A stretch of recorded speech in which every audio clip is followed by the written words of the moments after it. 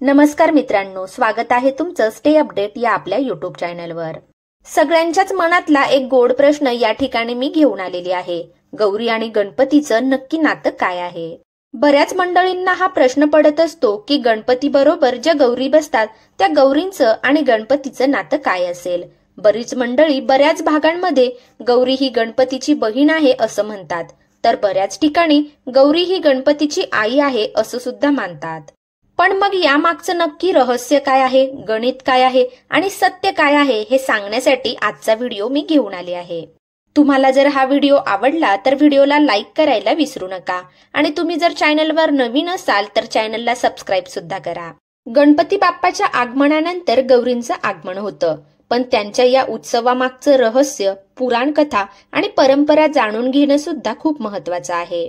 गणपती बाप्पा म्हणजे भगवान शिव आणि पार्वती यांचा मुलगा, गौरी म्हणजे पार्वतीचं दुसरं रूप म्हणजेच महालक्ष्मीचं रूप।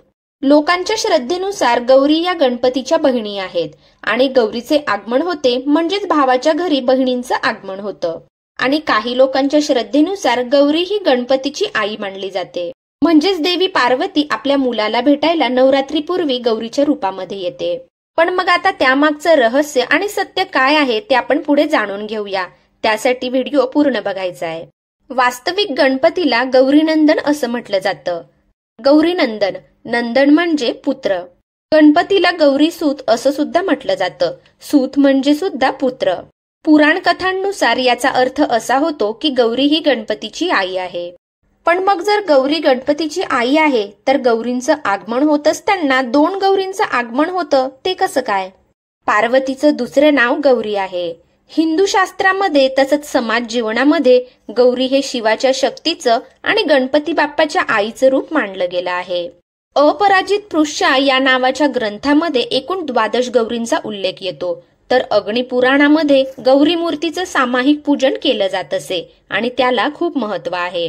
गणपतीच्या 10 दिवसांमध्ये एकट्या गणपतीचीच पूजा नसते, तर त्याच्या 2 मातांचीही पूजा केली जाते।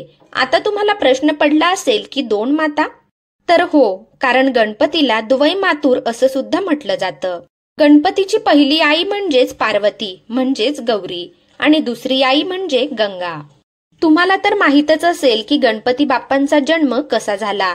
लहानपणापासून आपण ही कथा ऐकत आलो आहोत। देवी पार्वतीने अंघोळ करत असताना आपल्या अंगाचा मळ काढून गणपती तयार केला होता। पार्वतीने आपल्या अंगाचा मळ काढत असताना गंगेचं पाणी वापरलं होतं। तिने आपल्या अंगाला गंगेचं पाणी लावून मळ काढला होता आणि हा जो मळाचा गोळा तयार केलेला होता याची तिने मूर्ती तयार केली। गंगेचं पाणी वापरून तयार केलेल्या मूर्तीमध्ये देवी पार्वतीने प्राण फुंकले, म्हणजेच गणपतीची देवी पार्वती आणि गंगा यांच्यापासून निर्मिती झाली। पहिल्यापासून आपण ऐकत आलेलो आहोत की पार्वती ही गणपतीची माता आहे आणि पार्वतीने गणपतीला निर्माण केलेला आहे। पण काही पौराणिक ग्रंथांनुसार असा सुद्धा उल्लेख आहे की देवी पार्वती आणि गंगा अशा गणपतीच्या 2 माता आहेत। गणपतीला एक नाही तर 2 माता आहे, पार्वती आणि गंगा। कारण पार्वतीच्या अंशाने आणि गंगेच्या पाण्याने गणपतीचा जन्म झाला आहे। महालक्ष्मीच्या सणाच्या दिवशी या दोन्ही मातांची आपण स्थापना करतो। ज्येष्ठा गौरी म्हणजेच गंगा आणि कनिष्ठा गौरी म्हणजेच पार्वती, म्हणून आपण त्यांचे आवाहन करतो आणि त्यांची स्थापना करतो। 2 गौरी म्हणजेच 2 दिव्य रूप।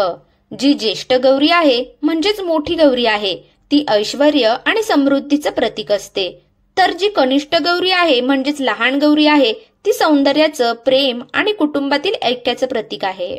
म्हणजेच घरामध्ये संपत्ती आणि सौंदर्य या दोन्हींचं आगमन व्हावं म्हणून 2 गौरी बसवल्या जातात। गौरींचं आगमन करत असताना त्यांच्यासोबत एक बाळ सुद्धा असतं, ते बाळ म्हणजे विनायक। तो गणपती नाही, कारण जेव्हा पार्वतीने त्या मूर्तीमध्ये प्राण फुंकले तेव्हा ते बाळ होतं, तेव्हा तो विनायक होता। आणि जेव्हा त्याला हत्तीचं मुख लावलं गेलं तेव्हापासून तो गणपती झाला, पण सुरुवातीला या बाळाला विनायक म्हटलं गेलं। विनायक या शब्दाचा अर्थ होतो विनानायक मूल, म्हणजेच पतीशिवाय जन्माला आलेलं मूल, म्हणूनच त्याचं नाव विनायक। गणपती हा नंतर म्हणजेच हत्तीचं शिर बसवल्यानंतर, अर्थात त्याच्या गजानन रूपामध्ये गणांचा अधिपती केल्यानंतर मग त्याला गणपती असा दर्जा मिळाला। आता आपल्याला अजून एक असा प्रश्न पडतो की जर या गंगा आणि पार्वती आहे तर मग यांना आपण महालक्ष्मी बसवल्या असं का म्हणतो? तर लक्ष्मी म्हणजे समृद्धी आणि वैभव. या दोघी मातांनी गणपतीस जन्माला आणून एक प्रकारचं वैभव आणलं आहे. संपूर्ण जगामध्ये निर्विघ्नता निर्माण केली आहे. गौरीला महालक्ष्मी असं म्हणतात कारण त्या समृद्धी, ऐश्वर्य आणि शुभशकुनाचं प्रतीक आहे. म्हणून गौरीला महालक्ष्मीचं रूप मानलं जातं. घरामध्ये गौरीचं आगमन होतं म्हणजे गौरी घरामध्ये सुख, समाधान आणि संपत्ती आणते. गौरीच्या मूर्तीला सुंदर साड्या आणि दागिने घालून सजवलं जातं. यामागचं कारण म्हणजे तिला महालक्ष्मीच्या रूपामध्ये मानलं जातं. भाद्रपद महिन्यामध्ये येणाऱ्या गौरींचं पूजन करून अखंड सौभाग्य प्राप्तीसाठी स्त्रिया हे व्रत करतात. हे व्रत 3 दिवस चालतं. वेगवेगळ्या प्रांतानुसार हे व्रत करण्याची पद्धत वेगवेगळी आहे. गौरींची स्थापना करण्यासाठी काही ठिकाणी धातूंची प्रतिमा असते, तर काही ठिकाणी मातीची प्रतिमा सुद्धा वापरतात. महाराष्ट्रातील प्रत्येक भागामध्ये गौरीचं आगमन हे वेगवेगळ्या पद्धतीने केलं जातं. काही ठिकाणी कागदावर महालक्ष्मीचं चित्र काढून त्याचं पूजन केलं जातं. काही भागांमध्ये नदीकाठचे 5 खडे आणतात आणि त्यांचे गौरी म्हणून पूजन करतात. काही ठिकाणी फक्त गौरींचे मुखवटे मांडून त्यांचे पूजन करतात, तर काही ठिकाणी संपूर्ण गौऱ्या उभ्या ठेवून त्यांची पूजा केली जाते. काही भागांमध्ये 5 लहान मडके घेतात आणि त्यांची एक उतरण रचून त्यावर गौरीचा मुखवटा बसवतात. काही जण लाकडी काठ्यांवर त्यांना उभं करतात, तर काही जण लोखंडी गजांचा सुद्धा वापर करतात. पूर्वीच्या काळी काही ठिकाणी तर तांब्यावर वाटी ठेवून त्यांचा मुखवटा तयार केला जात असे. काही ठिकाणी सुवासिक फुलं आणि काही वनस्पती यांना एकत्र बांधून त्यांची प्रतिमा बनवत असत आणि त्याच्यावर मातीचा मुखवटा चढवून या मूर्तीला साडी नेसवत आणि अलंकाराने तिला सजवत. परंतु आत्ताच्या काळामध्ये मात्र सर्वच गोष्टी सोप्या झालेल्या आहेत. जसा जसा काळ बदलत गेला त्याप्रमाणे गौरायांच्या आगमनामध्ये आणि त्यांच्या सजावटीमध्ये सुद्धा बराच फरक पडत गेला.